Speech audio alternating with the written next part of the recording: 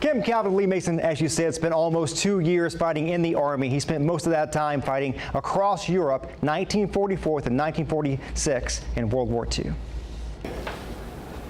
Lee Mason grew up in Athens, Tennessee. Came to Chattanooga in 1941, went to work on construction. He spent 3 years in the National Guard, then got out, and then was drafted into the Army. I was proud that I could go and serve my country and everything. Yeah.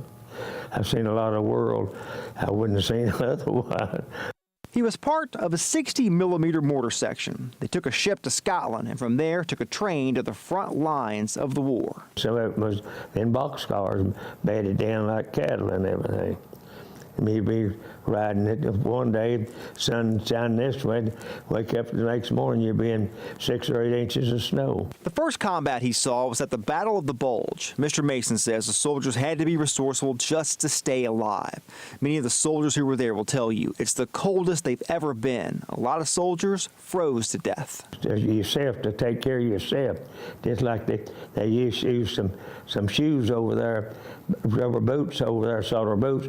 Part of it was rubber and part of it was leather, and it had a cushion in there, and I managed to get 2 pair of them cushions, and I'd take them and put them around my belt line and keep them dry and warm, and every other day I'd change them out, keep them having frozen feet. The Bulge was the deadliest battle of the war, but the fighting didn't stop there. Me and 3 other guys was in this on guard there, watching everything up, and the Germans threw a shell in there and got them all but except me, and they fell on me and everything else.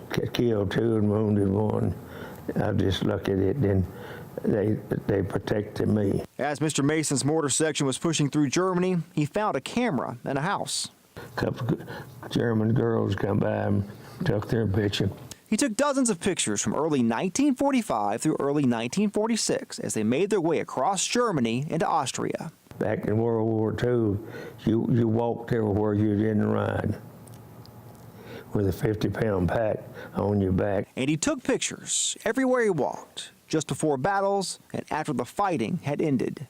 This is me over here. How old were you in that picture right there? 24 years old, 25 years old. After the war, he came back home to Chattanooga and back to work in construction. He did that for the rest of his working life. Yeah, I put 42 years on construction, heavy equipment operator. He worked on some big construction projects around Chattanooga, including McKenzie Arena and the TVA building downtown.